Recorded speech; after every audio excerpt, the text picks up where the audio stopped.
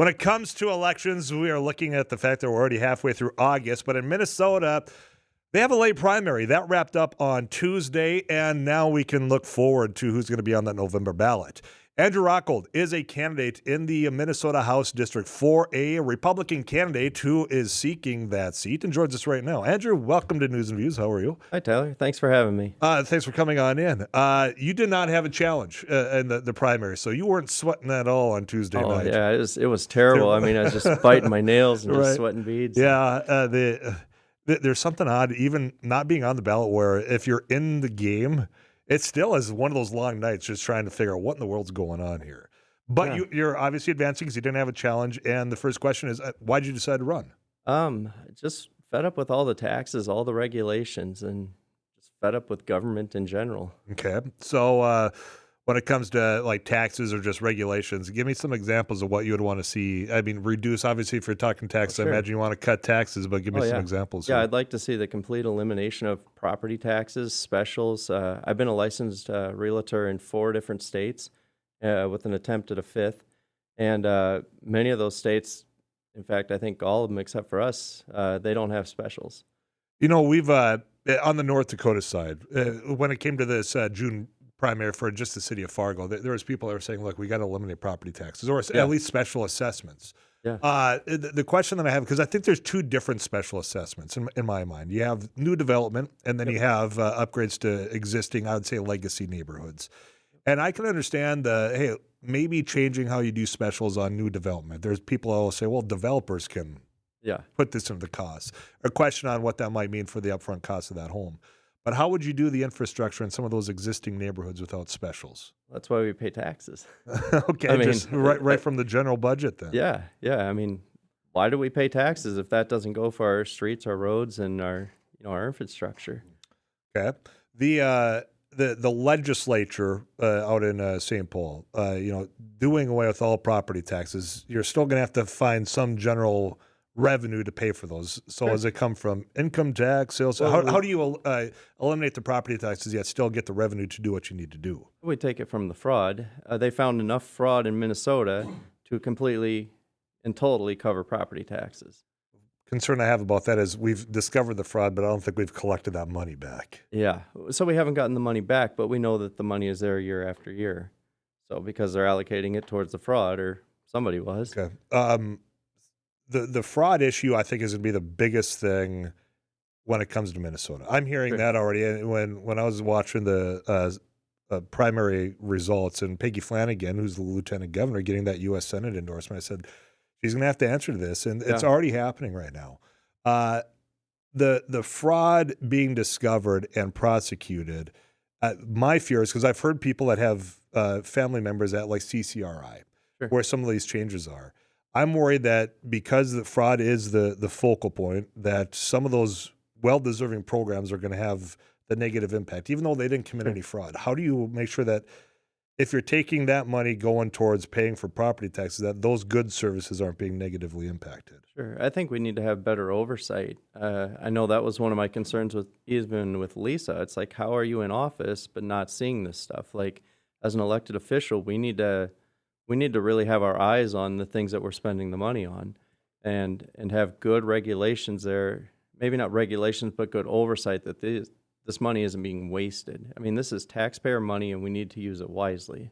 When you say Lisa, are you speaking about Lisa Demuth? Yes. Okay, yeah. And for those of you, the leader of the House, now the gubernatorial candidate on the Republican side. And I'm glad you actually mentioned that because I had questioned, because I know there had been efforts in the last legislative session, which I still argue was a little too late, to have some of the oversight that was certainly lacking. But it was the House, what you're running for, that didn't take that bill up. So you're out there. Do you force the hand on, even if it's the Republican Party has control of the House? Do you stand up and say, "Look, we got to do something here"? Yeah, I don't care what party you're with. Like, if it's fraud and it's wrong, we need to go after this. We need to pursue this. Because we have a responsibility to the taxpayer to make it right. Okay. The Medicaid dollars, it's a partnership federally and state, and through the appropriations process, I think you're going to have a challenge taking some money from Medicaid to go to infrastructure is an issue that I see here. So I don't know how it pans out or pencils out because appropriators say, look, this is strictly for services, whether it's for seniors, veterans, people with disabilities. So I Sure. just don't know how it works, Andrew. Sure. And there's a lot of ways to, slice and dice it. Um, I mean, you can eliminate property taxes, and let's say we put a 1% sales tax on every home sold, so that right up front, it's paid up front, and you're still getting the money in. My big fear with that is that knowing the government, it doesn't stay at that level. It raises, and it's going to raise. So that's my big fear with that. But I think a lot of it is just the government's just completely wasteful, and they spend like drunken sailors, and it needs to stop. When it comes to, you mentioned regulation as well. You want to cut Sure. on that. What are some examples of Oh man. burdensome regulation that you say, you know what, we can do without that? It's a broad question, but if that's what you're campaigning, I'm curious what some examples are. Well, I grew up in like the backwoods of Missouri, and to move up here, my in-laws typically have a Walmart pool they set up for the kids, the grandkids. Well, one year they were building a house, and so we had to have it in our yard. Well, I found out you had to go get a permit for that. Like, what in the world? This is my property. I can do what I want with it. Mhm. Stuff like that is just dumb. I mean, we grew up in the woods. We blow stuff up and shoot things and make fires, and it's like, you can't do that. You got to have a permit. You got to have a regulation. It's like, come on. So what brought you to Minnesota? You mentioned that you grew up in Missouri. Yeah. Obviously, you chose to live up here. Yeah. So why? What brought you here? My wife. Oh, okay. She's from Moorhead, born and raised. Okay. I figured that was probably the answer when you Yep. said the in-laws, but I just wanted to check. Yep. First time running for any office? Yes, sir. Okay. Regret the decision, or are you thrilled Not with yet. it? Yeah. Not yet. So, you have a family, you have a number of kids as well. Yes, sir. When it comes to the campaign itself, a lot of work that goes into that. How do you make that balance? Because why I ask the question is I've heard from a lot of people that said, I would like to run for office, but with my family, I just can't find the time to do it. How do you make it work? That has been the biggest challenge. I've got a wife. I've got 6 kids. I work 3 jobs. Getting out there to campaign has been nearly impossible. But now it's like we've got a couple of months here. It has to happen. And so it's just we've got to make that work. But as a normal Minnesotan, it's like I'm having to choose between, do I go to work and put food on my table and pay my mortgage, or do I go campaign?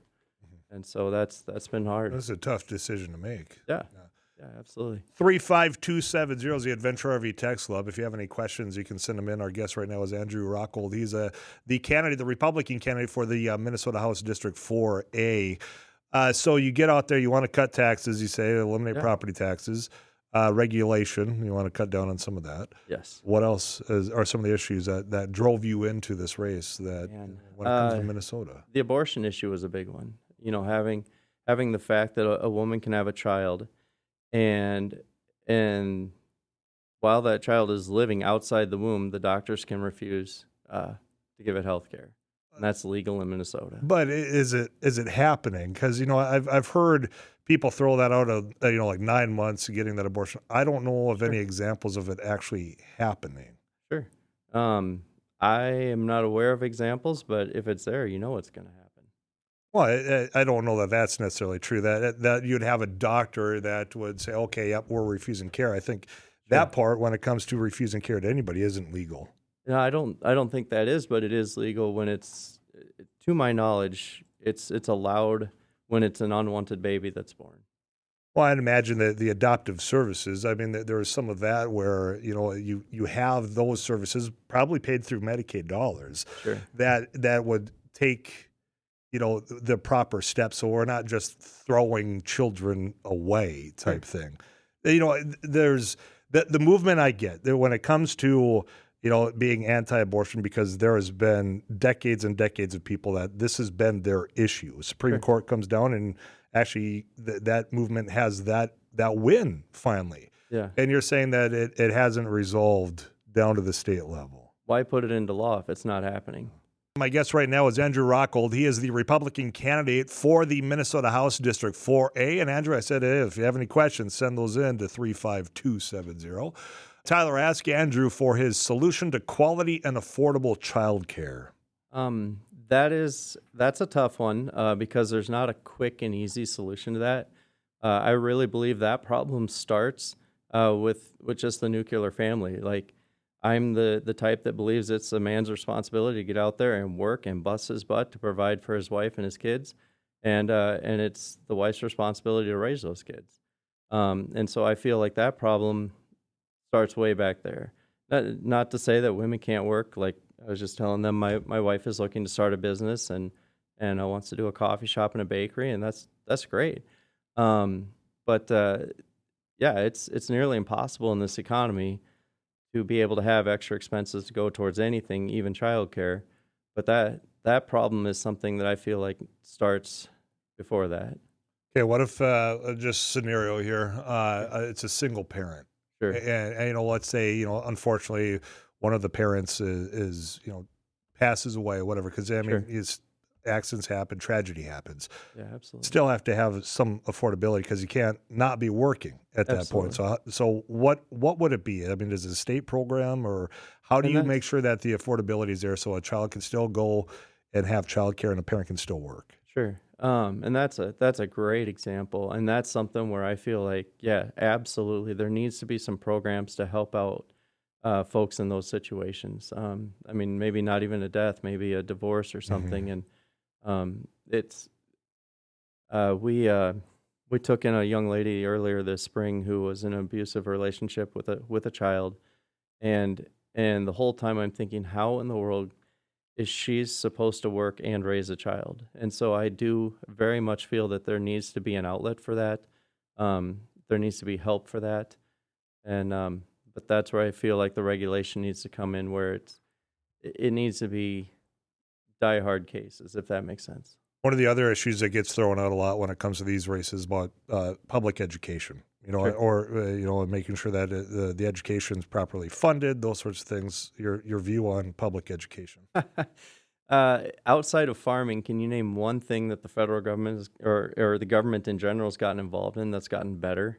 Well, I turned out okay. I went to public school. Look at me now, Well, Andrew. I did too. I was K to 12 public school. So you don't want any government involvement in public schools? I would like the freedom of choice, where the government gives us, as parents, the funds to send our kids to wherever it is.